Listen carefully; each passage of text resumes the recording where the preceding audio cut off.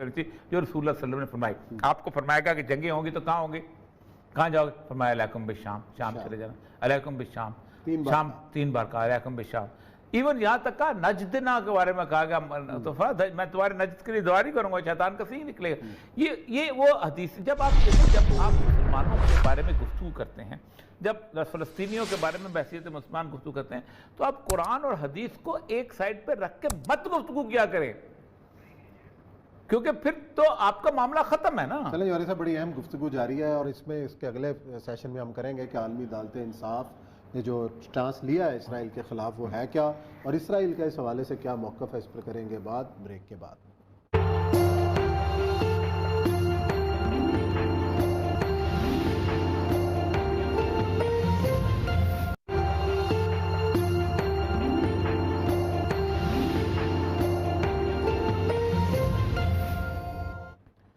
جی ناظرین, بریک کے بعد آپ کو خوش آمدید کہتے ہیں. عالمی عدالت انصاف نے فلسطینی علاقوں میں اسرائیل کی جارحیت کی جنگی تحقیقات کا اعلان کیا ہے. جنگی جرائم کی تحقیقات ہوں گی, لیکن اسرائیل کہتا ہے کہ ہمارے اوپر عالمی عدالت انصاف کا کوئی اطلاق نہیں ہوتا.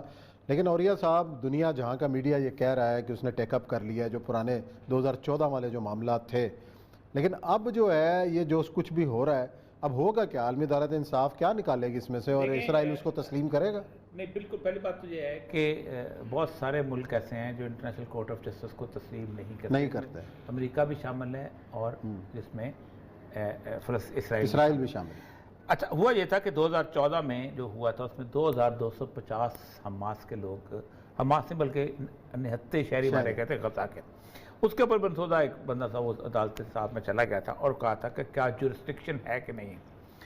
اب سٹینس سے لیا جاتا رہا ہے کہ جناب یہ جو جگہ ہے یہ چونکہ اسرائیل کی اپنی نہیں ہے, اور اسرائیل کا تو انٹرنیشنل باؤنڈری ختم ہو جاتی ہے. تو انہوں نے کہا نہیں, جنگ کے بعد اگر آپ اس کے اوپر کنٹرول آپ کا ہے تو پھر آپ کا تو ہم لینے کو تیار. تو اس کے اوپر یہ گزشتہ فروری میں عدالت انصاف نے فیصلہ کر دیا تھا, جس پر امریکہ نے کہا تھا کہ ہمیں اس پہ بڑے تحفظات ہیں, یہ بڑی غلط. امریکہ نے فیصلہ اسرائیل کے خلاف ہوتا, چیخا امریکہ تھا. اب انہوں نے دوبارہ اس بات کو اچھالا ہے, اور انہوں نے کہا ہے کہ ہم لے سکتے ہیں, جس پہ نیتن یاہو نے پہلے کہا تھا it is antisemitism, it is انسداد یہودیت, یہ یہودیت کے خلاف ہے. اور یورپ ابھی تک اپنے دماغ سے یہودیوں کے خلاف جو اس کی نفرت ہے وہ نہیں نکال سکا, اور ہم دیکھ لیں گے ہم کیا. اس کے اوپر ان کے وزیر دفاع وزیر خارجہ دونوں مل کے اس نے ایک بیان دیا ہے, اور اس کا چیلنج دیکھیں اور عالمی کمیونٹی دیکھے. اتنا سا ملک 60 لاکھ کا ملک سب کو کس طرح بھڑکا رہا ہے, دکھائیں ذرا جی, سنائیں ذرا. World gone mad. The International Criminal Court, which is based in The Hague, said that it has the right to open a criminal investigation against Israel. Let me be clear. The ICC has no right to investigate, no right to indict, no right to try, and no right to convict any Israeli whatsoever. The International Criminal Court is a sham. Israel is not a member of this fake court. Israel is a vibrant democracy. It's a country of laws. This document, I hold it in my pocket. Every Israeli soldier is required to carry it. It's called the Spirit of the Israel Defense Forces. It explains the fundamental values that every Israeli soldier upholds. One of those is the purity of arms, and I quote, "The soldier should make use of his weaponry and power only for the fulfillment of the mission and solely to the extent required. He will maintain his humanity even in combat." We don't need anyone to lecture us about morality. Israel faces a brutal enemy that has zero respect for human rights, democracy, or the rule of law. In Gaza, Hamas stores weapons in schools. It digs tunnels under mosques and fires rockets from within hospitals. I've seen it. Hezbollah likewise. As defense minister, I ensured that nobody would tie the hands of our soldiers who risk their lives to protect us. We will never tie the hands of the Israeli soldiers. And the Jewish people will never again be at the mercy of others. جی اور یہ صاحب کس طرح ڈٹائی کے ساتھ وہ ساری چیزوں کو ریجیکٹ دیکھیں یہاں ایک کمال کی بات میں پاکستانیوں سے بھی کہتا ہوں، اس نے کیا کہا ہے، اسرائیل میں ملک کا نام ہے اسرائیل but the nationality is Jew.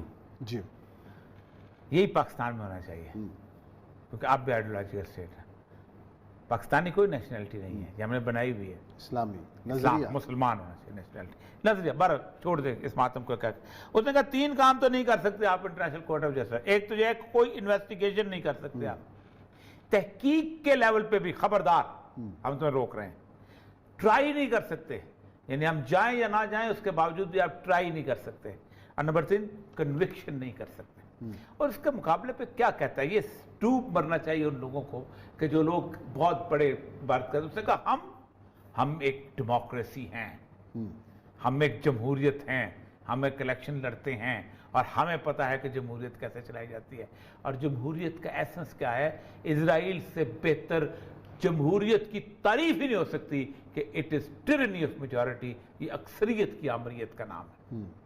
دنیا میں جمہوریت بنیادی طور پر کہا ہی جاتا ہے کہ 51% کا اقتدار 49% قریب عام لوگوں میں، انڈیا اور اسرائیل اس کی بدترین مثال ہیں کسی بھی ڈیموکریٹک گورنمنٹ کی، اور اس نے ایک کتاب نکال کے دکھائی، وہ مینول جو ہے، کہتے ہیں یہ مینول ہم اسرائیل کے سپاہیوں کو دیتے ہیں اور ان کو بتایا جاتا ہے کہ تم نے اپنے آپ کو کیسے ڈیفینڈ کرنا ہے، اس کو بتایا جاتا ہے کہ تم نے کیسے لوگوں کے اوپر ظلم کرنا ہے، ان کو بتایا جاتا ہے کہ تم نے رول آف لا، پھر حماس کے اس نے وہ ساری کہانی بیان کی ہے۔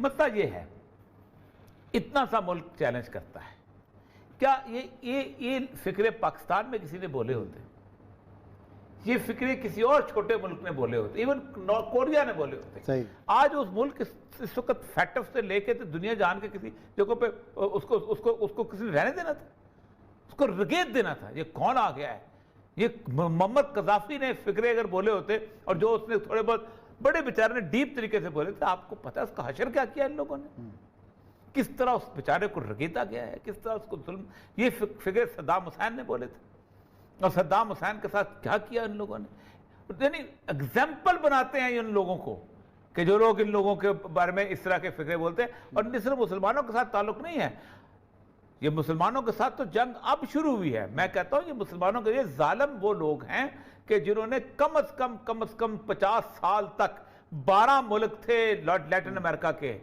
انہوں نے وہاں پر وہ ظلم کیا ہے، کس بنیاد پہ؟ یہ کمیونزم ہے، یہ گوریلے ہیں، یہ کمیونسٹ جو ہیں جو ہماری آزادی کے اوپر حملہ کریں گے، یہ کمیونسٹ وہ ہیں جو ہماری مختلف قسم کے ہماری انڈسٹری کو تباہ کر دیں گے۔ آپ سوچیں چلی کے اندر 4 لاکھ عثمان صاحب بندے مارے ہیں اور 2 لاکھ مسنگ پرسنز تھے، ہنڈراس کے اندر، نکراگوا کے اندر، باقی جگہ انسانوں کا خون بہایا انہوں نے، ان کے منہ پہ خون لگا ہوا ہے، اور یہی وہ اسرائیل کے اندر کرتے ہیں اور کرتے چلے آ رہے ہیں۔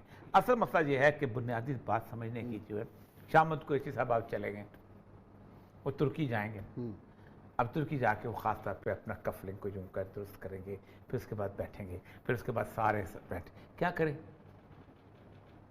ہم کریں گے جی کہ ایک اجلاس بلایا جائے، فضا ہموار کی فضا پیدا کی جائے اسرائیل کے خلاف۔ ابھی ضرورت ہے فضا پیدا کرنے کی؟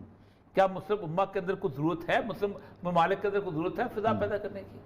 یہ وہ بنیادی طور پر ہمارے حکمران ہیں جو مراکش سے لے کے برنائی تک پھیلے ہوئے ہیں، اور جن لوگوں نے آج بھی انتہائی سکون کی نیند رات کو سوئی ہوئی، بہترین بیڈ روم میں، شاندار قسم کے ایئر کنڈیشن ماحول کے اندر، بہترین قسم کا ان کا کوشن، صوفے، کمفرٹ، سارا کچھ ایئر کنڈیشن ہر چیز لگی ہوگی، اور اس کے بعد صبح سویرے اٹھے ہوں گے اور انہوں نے دیکھا ہوگا، انہوں نے کہا ہوگا ہاں جی کدھر ہے ڈرافٹ، ذرا لا کے دکھائیں، اس ڈرافٹ میں یہ ذرا سا 3-4 لائنیں نکال دو، یہ تھوڑا سا یہ ذرا سخت ہو رہی ہیں، اس کو نہیں رہنے دو، یہ ذرا ڈپلومیٹک لینگویج، یار تم کو ڈپلومیٹک لینگویج نہیں آتی، تم اس کو ٹھیک کیوں نہیں کرتے ہو؟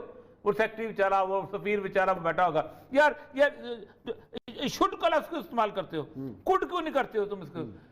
شڈ تو ہم کو امریکہ کو ڈکٹیٹ کر رہے ہیں، آپ میں لکھو، یہ لینگویج شاہ محمود صاحب بھی استعمال کر رہے ہوں گے، یہ وہاں پر ٹرکی کا بھی کر رہا ہوگا، باقی لوگ بھی کر رہے ہیں، یہ ایک ڈرافٹ بنے گا۔ چلے ٹرکی کچھ کرے نہ کرے، لینگویج تو ٹھیک استعمال کر رہا ہے نا، نہیں اردگان کرتا ہے، اردوان کر رہا ہے نا، تو مسئلہ صحیح، اچھا ایسی تو اور کوئی بھی نہیں کر رہا، یہ بھی تو غنیمت ہے۔ مسئلہ سارا یہ ہے کہ اردگان صاحب کی سیاست کا فائدہ جو ہے امت کو اس لیے نہیں ہے. میرا دل خوش ہو جاتا ہے کہ ایک بندے نے بڑک لگا دی, لیکن جب میں دیکھتا ہوں کہ اسرائیل کے رائٹ تل ابیب ترکی کا پرچم لہرا رہا ہے تو میں حیران رہ جاتا ہوں. اور جب میں دیکھتا ہوں کہ استنبول میں اسرائیل کے سفارت خانے کا پرچم لہرا ہے تو میں حیران رہ جاتا ہوں. مجھے بڑی تکلیف ہوتی ہے. یہ جو ڈائیکاٹمی ہے نا, یہ بڑی عجیب و غریب. ہمارے اپنے ذاتی, آج ایران بہت کچھ کر رہا ہے, زبردست, ٹھیک ہے, لیکن جب ایران کا 8 سال کی جنگ تھی تو کانٹرا جو ڈیل تھی اس کے اسرائیل سے اسلحہ بھی لے رہا تھا. تو یہ جو مفادات ہیں ہمارے جو اس کے نیشنز کے ساتھ ہے وہ ہمیں آگے بڑھنے نہیں دیتے. مسلمانوں کو جب تک, پہلے دن سے میں نے عرض کر رہا ہوں ہاتھ باندھ کے, جس دن ہم فلسطین کے نام کی بجائے اس کو مسلمانوں کی جنگ کی بات نہیں کریں گے, اس کو ہم مسلم امہ کی جنگ کی بات نہیں کریں گے, کچھ نہیں ہو سکتا. آپ سوچیں, میں سابرا شتیلا گیا ہوں, عثمان صاحب, ایک افسانہ, ایک ناول, ایک کہانی سابرا شتیلا پہ نہیں لکھی گئی. آپ کو ویتنام کی کہانیاں مل جائیں گی, فیض احمد فیض سے لے کے, فرات سے لے کے, منشی پریم چند سے لے کے, سب دنیا جہان کے ظلم کی.